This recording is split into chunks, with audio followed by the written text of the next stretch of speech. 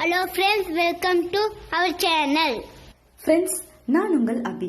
இன்னைக்கு இந்த வீடியோல நம்ம என்ன பார்க்க போறோம் அப்படின்னா ரொம்பவே சூப்பரான டேஸ்ட்ல இருக்கக்கூடிய சேமியா பாயாசம் தாங்க பார்க்க போறோம். இந்த சேமியா பாயாசத்தை நீங்களும் இதே மாதிரியே செஞ்சு பாருங்க. நமக்கு கல்யாண வீடுகள்ல ஹோட்டல்ஸ்ல கிடைக்கக்கூடிய அதே டேஸ்ட்ல நமக்கு இந்த பாயாசம் இருக்குங்க. இது வரைக்கும் வந்துட்டு நம்ம பாயாசம் கொஞ்சம் டிஃப்ரெண்ட்டாக செஞ்சுருப்பீங்க. இப்போ இந்த முறையில் நீங்கள் செஞ்சு பார்க்கும்போது கண்டிப்பாக வந்துட்டு இது ஒரு தனி சுவையாக தாங்க இருக்கும். இப்போ வாங்க எப்படி செய்யுதுன்னு பார்த்தலாம். அதுக்காக அடுப்பில் ஒரு பேன் வச்சுக்கோங்க. அதில் 1 ஸ்பூன் அளவுக்கு நெய் சேர்த்துக்கலாங்க. நெய் நல்லா உருகி சூடாகி வரட்டும். இப்போ அதில் வந்துட்டு கொஞ்சம் முந்திரி சேர்த்துக்கோங்க.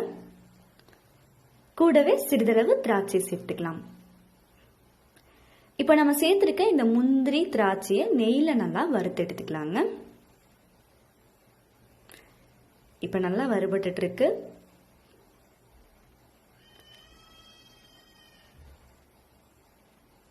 நம்ம நெய்ல வறுத்திருக்க இந்த முந்திரி திராட்சையை என்ன பண்ணலாம் அப்படின்னா இன்னொரு பிளேட்டுக்கு வந்துட்டு அப்படியே மாத்தி வச்சுக்கலாங்க.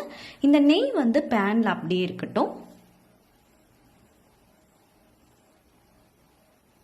அடுத்ததாக பார்த்துட்டோம்னா ஒரு பிளேட்டில் வந்து நம்ம சேமியாவை நல்லா மீடியம் சைஸ்க்கு உடச்சி வச்சுருக்கோங்க பாயசத்துக்கு யூஸ் பண்ணுறதுக்காக. இப்போ நம்ம பேனில் இருக்கிற நெய்யிலேயே வந்துட்டு எடுத்து வச்சிருக்கிற சேமியாவையும் உள்ளே சேர்த்துட்டு நல்லா மிக்ஸ் பண்ணி விட்டுடலாங்க. நெய்யில் வந்துட்டு நம்ம சேர்த்துருக்க சேமியா நல்லா வறுபடட்டுங்க. ரொம்ப கருக விட்டுற வேண்டாம். அதனால வந்துட்டு அடுப்பை மீடியம் ஃப்ளேமில் வச்சுட்டா கரெக்டாக இருக்குங்க.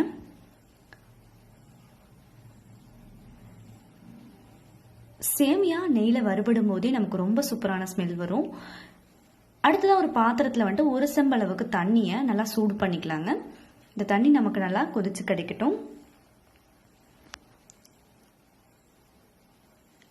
நம்ம வறுத்து வச்சிருக்க சேமியாக்குள்ள வந்துட்டு இந்த கொதிக்கிற தண்ணி எடுத்து ஊத்திக்கலாங்க. இப்போ இது நல்லா வந்துட்டு வெந்துருச்சு பாருங்க. சேமியா ஒரு 3 நிமிஷம் இருந்துச்சு, நல்லா வெந்துருச்சு. அடுத்ததான் இதுல நம்ம காய்ச்சி ஆற வச்சிருக்கிற பால் வந்துட்டு சேர்த்துக்கலாங்க. நான் இன்னைக்கு கிட்டத்தட்ட வந்துட்டு ஒரு 2.5 டம்ளர் பால் சேர்த்துருக்கேன்.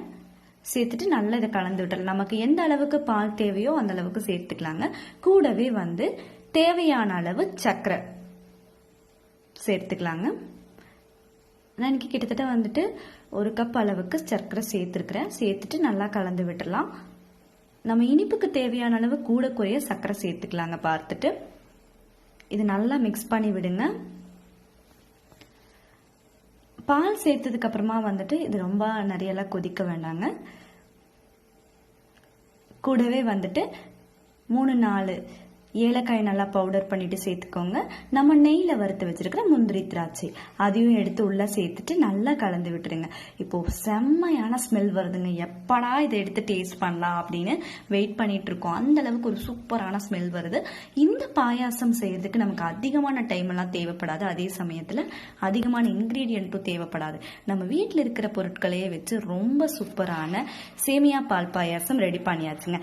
கண்டிப்பா இந்த பாயாசத்தை நீங்க சாப்பிடும் போது உங்களுக்கு அந்த கல்யாண வீடுகள்ல ஹோட்டல்ஸ்ல சாப்பிட்ற பாயாசத்தோட டேஸ்ட் வந்துட்டு கண்டிப்பா இதுல இருக்குங்க. ஸோ இப்பவே நீங்களும் இந்த சேமியா பால் பாயாசத்தை உங்க வீட்டுல செஞ்சு பார்த்துருங்க.